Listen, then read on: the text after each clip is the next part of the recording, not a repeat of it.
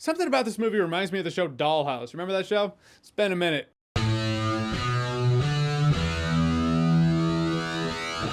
So Companions, written and directed by Drew Hancock, stars Sophie Thatcher and Jack Quaid. They play a couple that hang out with a group of friends in this huge house in the middle of nowhere, and then she kills somebody. And this is the point. It's kind of like Terminator 2.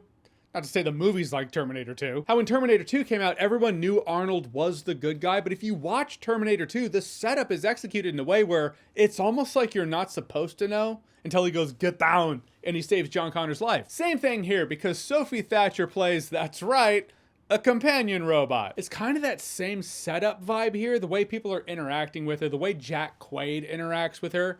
You know something's off, but you don't know what it is, or at least it's illustrated like you're not supposed to know what it is. You're not supposed to know she's a companion robot, though the trailer showed us she's a companion robot. Granted, having that mysterious build-up and a reveal is just more interesting regardless of the trailer just blatantly showing you, and the poster. Ramblings aside, she kills a guy in self-defense, she escapes, and now it's a cat and mouse game. They're trying to find her, she's trying to get away, she needs to be crafty, she needs to overcome her programming. Is this a film that is allegory about women dating a shitty man-child of a human being? Yes, that's in there. However, I really appreciate and love the fact that the movie doesn't just hang its hat on that. It's not a movie you're just not gonna connect with if you haven't experienced the shitty stories of the female dating experience. Though it's there, this film does deal with the broader concept of programming. I've always enjoyed the conversation, well, in sci-fi for now, where it's you're AI, you're a robot, you don't actually have emotions, you have programming. The argument being, well, what do we have? Is it not programming? That's a fun, interesting concept to toy around with. Also, broadly speaking, really relatable. That feeling of, I know this person is bad for me. If I cut them out, my life would be better, but I do love them.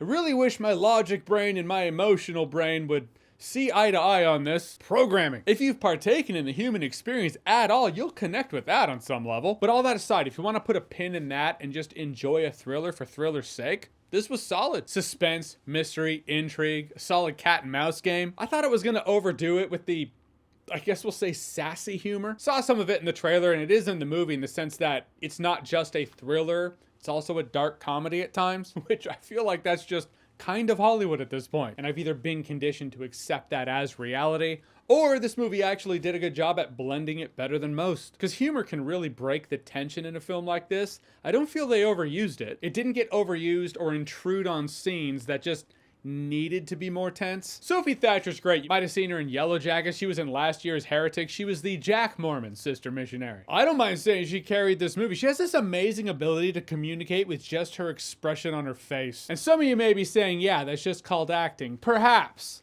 That's not always what being a movie star is. She's definitely become one of the actors I look forward to seeing her in a movie. She does so much in here. Like, in the end, I really enjoyed Companion. It's an interesting tech thriller that's also fun. It has allegory on dating as well as allegory on the human experience in general. It's one of those movies where when it started to feel routine, almost like the movie was on cruise control, you know, it's like, I get it now, it's kind of hit its stride, we're just going to the end. Something else happens that just shakes it up a bit. It kept me on my toes. I think this one's worth watching and worth buying on Blu-ray. While you can, I feel like every time I give that rating, my next order of business is to bitch about how it's becoming more and more rare. That said, hard copies for life, my friends. For life. All right, so Companion, have you seen it? What did you think about it? Or what's your favorite AI or tech thriller? Whatever it is, whatever you think, comment below, let me know. And as always, if you like what you've seen here and you want to see more, click right here to see more.